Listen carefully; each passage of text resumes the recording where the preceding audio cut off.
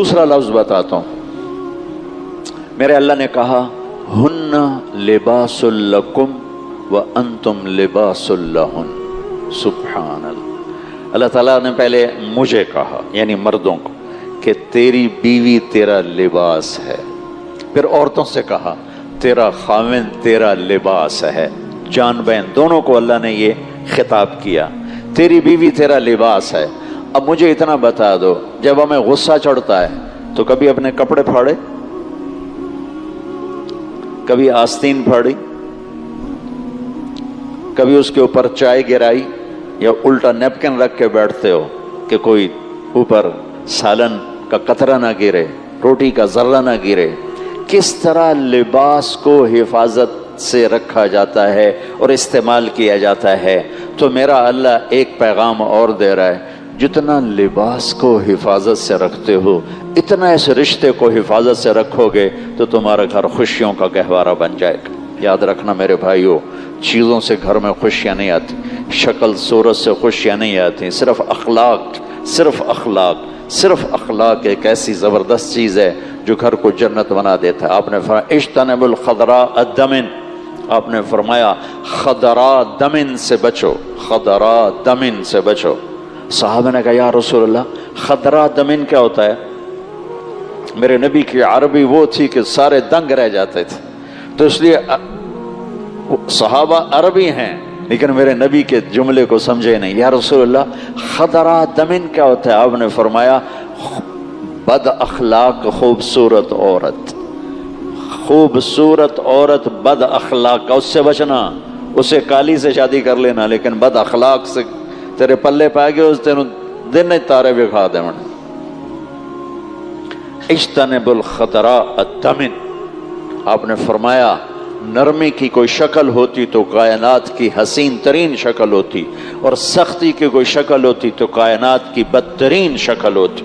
اور میرے نبی نے فرمایا کہ عائشہ، اللہ جو نرمی پہ دیتا ہے وہ سختی پہ نہیں دیتا.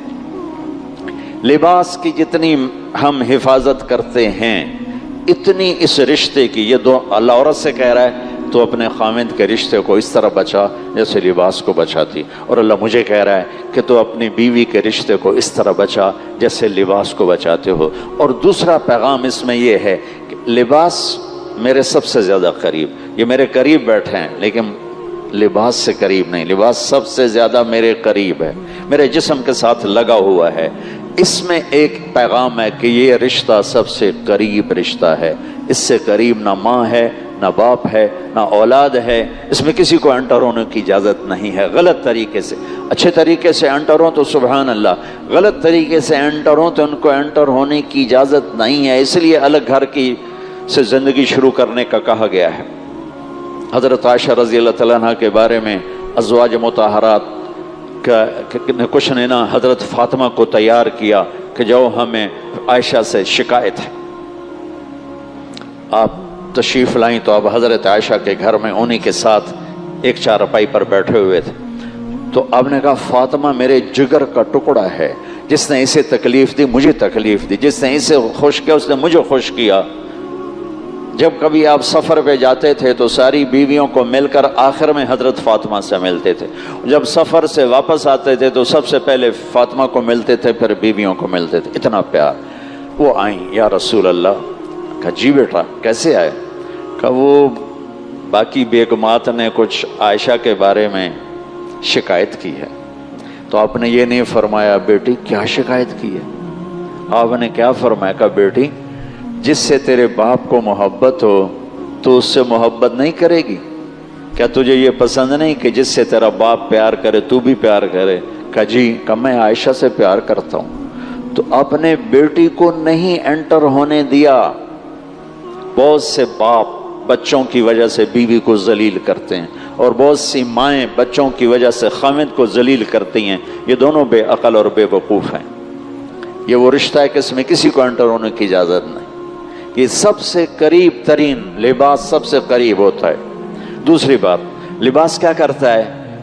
میرے عیب چھپاتا ہے، میرے جسم کی کمیاں چھپاتا ہے تو خاوند بیوی کا رشتہ وہ ہے کہ ایک دوسرے کی کمیاں چھپاؤ، ڈھنڈورا نہ پیٹو، یا تو الٹے الزام لگا کے ایک دوسرے پر الزام لگا کے طلاق تک پہنچے ہوتے ہیں۔ اور لباس کے لفظ میں اشارہ ہے کہ اس رشتے کو خوبصورت بناؤ، کہ لباس تمہیں خوبصورت بناتا ہے۔ لباس میں اشارہ ہے کہ لباس تیرے عیب چھپاتا ہے، تو اپنی بیوی کی کمیاں چھپا، بیوی اپنے خامد کی کمیاں چھپائے، اس کی شکایت نہ بنائے ورنہ گھر اجڑ جائے۔ اور آج کل کے بڑے بھی اتنے نادان ہیں کہ نہ انہیں چھوٹوں کو لے کے چلنا آتا ہے، نہ وہ الجھ جائیں تو انہیں سلجھانا آتا ہے، وہ الٹا اور دو چار لکڑی پا کے آگ ہور بال کے آ جاندے۔ میرے نبی حضرت کس گھر میں جھگڑا نہیں ہوتا؟ میرے نبی حضرت فاطمہ سے ملنے آئے، وہ اداس، ذرا پریشان۔ آپ نے کہا فاطمہ کیا ہوا؟ کہ یا رسول اللہ میرا اور علی کا جھگڑا ہو گیا۔ اس سے خوبصورت جوڑی میں اور کہاں سے بیان کر؟ میرے نبی کے بعد کائنات کی حسین ترین جوڑی ہے علی و فاطمہ۔ آپ نے کہا علی کہاں گیا؟ کہا جی باہر نکل گئے۔ جنت میں کیا مقام ہے؟ کہ آپ نے فرمایا فاطمہ تو، میں، حسن، حسین، علی، ہم پانچوں قیامت میں اکٹھے ہوں گے۔ مقام اتنا بڑا ہے۔ اور دنیا میں کیا ہو رہا ہے؟ جو ہونا چاہیے، جھگڑا ہو گیا۔ کہ علی کہاں ہے؟ کہ جی باہر چلے گئے۔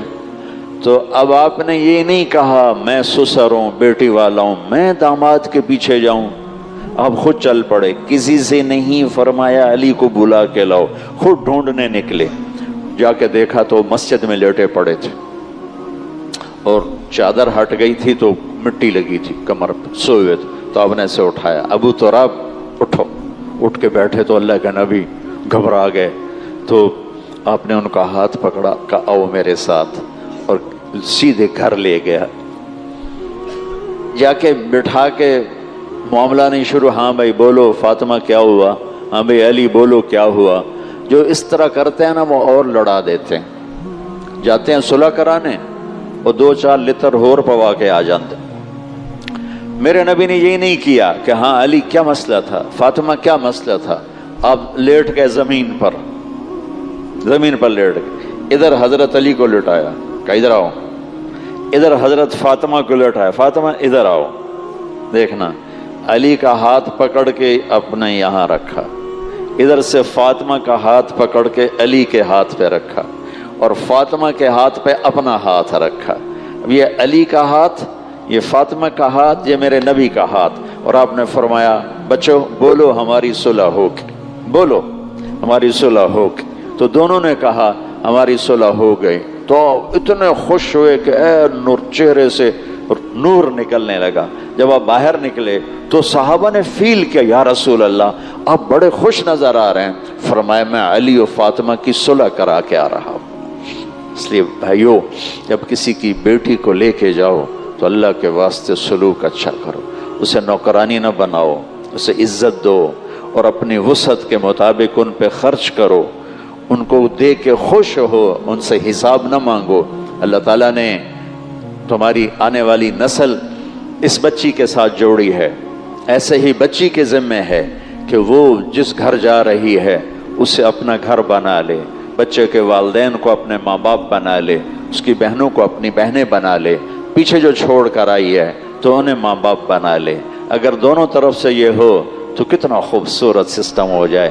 لیکن دونوں طرف سے کھچاؤ پیدا ہوتا ہے، جس کی ابتدا 99% سسرال سے ہوتی ہے، 1-2% لڑکی ایسی بے وقوف ہوتی ہے کہ آتے ہی اجاڑے شروع کر دیتی ہے۔ ورنہ جتنے حالات میں سنتا ہوں اس میں 98-99% لڑکے اور لڑکے کے والدین کا اور عزیزوں کا ہاتھ ہوتا ہے۔ بھائیو کوشش کرو ہم رشتوں کو خوبصورت بنائیں، رشتوں کو آگ نہ لگائیں، اپنی زبان کے بول کو میٹھا رکھیں، زبان کے بول کو خوبصورت رکھیں تو رشتے آباد ہو جاتے۔ اور تیسری بات لفظ لباس میں ہے کہ لباس ہم اپنی پسند کا پہنتے ہیں۔ جب آدمی بڑا ہو جاتا ہے، چھوٹا ہوتا ہے تو ماں باپ پہنا دیتے ہیں، جب بڑا ہو جاتا ہے تو کہتا نہیں مجھے یہ کلر نہیں چاہیے، مجھے یہ کلر چاہیے، میں نے کاٹن لینی، اور میں نے واش اینڈ ویئر لینا ہے، میں نے گرم لینا ہے، میں نے ٹھنڈا لینا ہے، میں نے نیلا رنگ لینا ہے، میں نے سب ہم اپنی پسند کا کپڑا لیتے ہیں. ماں باپ بھی کہتے ہیں ٹھیک ہے اب تم بڑے ہو گئے ہو.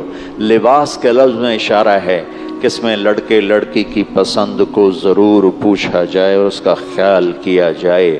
اگر میری بیٹی مجھے کہہ دے کہ مجھے یہاں شادی نہیں کرنی تو وہ میری نافرمان نہیں، اس نے شریعت کا حق استعمال کیا ہے. میرا بیٹا کہہ دے کہ ابا میں یہاں شادی نہیں کر سکتا تو یہ اس کا حق ہے، وہ کہہ سکتا ہے میں نہیں کر سکتا، کہ زندگی ان بچوں نے گزارنی ہے. ہم اپنی رائے مسلط کر دیتے ہیں، نہیں بس ایتھے ہی کرنی ہے. خاص طور پر ہمارے دیہاتوں میں بچی تو گائے کی طرح ہے، جدھر اس کو رسی سے باندھ دو وہ بیچاری بندھ جاتی ہے. پوچھنا ہوتا ہے، پوچھو، بیٹے سے رائے لو، بیٹی سے رائے لو. وہ ہاں کرے پھر قدم اٹھاؤ، وہ انکار کر دے تو اسے نافرمان نہ سمجھو. اور قوم نہ دیکھو، جوڑ دیکھو. جوڑ جہاں بنے وہاں شادی کر دو. میرے نبی نے اپنی خاندان میں بھی کی. حضرت عائشہ، حضرت ام سلمہ، حضرت ام حبیبہ، حضرت خدیجہ،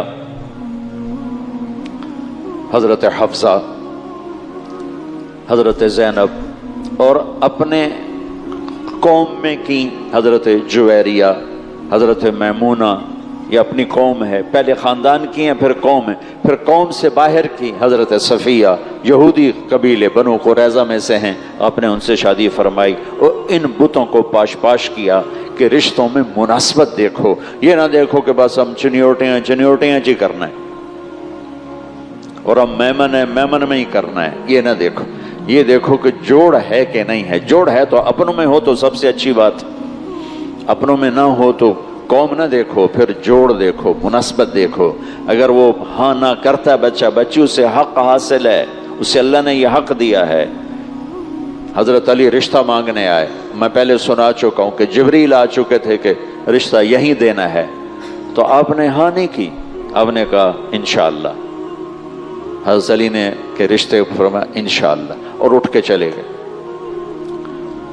صحابہ نے پوچھا حضرت علی سے کیا ہوا؟ کا انکار ہو گیا. کا انکار کیسے؟ کہ کچھ بولے ہی نہیں. تو عبد الرحمن بن عوف نے پوچھا کچھ بولے تھے؟ کہ انشاءاللہ کہا تھا. کہ پھر مبارک ہو گیا. نبی کا انشاءاللہ ہاں ہی ہوتا ہے. یہ کیوں نہیں کہا ہاں ٹھیک ہے مجھے منظور ہے؟ جبریل آئے بیٹھے ہیں کہ یہیں رشتہ کرنا ہے، پھر آپ کہہ رہے ہیں انشاءاللہ. اللہ کی قسم ہمیں سبق سکھانے کے لیے تھا. آپ گھر گئے اور اپنی بیٹی کو بلایا کہ بیٹی فاطمہ علی کا رشتہ آیا ہے، ہاں کر دوں؟ اللہ اکبر، کیا خیال ہے؟ حضرت فاطمہ کہیں کہ نہیں، یہ تو آج کی ہماری بیٹیاں اس دور میں بیچاری چپ کر اٹھ کے چلی جاتی ہیں، تو وہ تو جنت کی عورتوں کی سردار، میرے نبی کی آنکھوں کا تارا، جگر کا ٹکڑا. اور آپ کہہ رہے ہیں فاطمہ علی کا رشتہ آیا ہے، ہاں کر دوں؟ جب حضرت فاطمہ نے ہاں کی تب آپ باہر نکلے. کہا علی لوگوں کو بلاؤ. پھر ایسے مسجد میں لوگ جمع ہوئے اور آپ نے ان کا نکاح پڑھایا. تو بھائیو، یہ نکاح سے متعلق چند باتیں ہیں. اپنی میرے نبی کی زندگی، اخلاقیات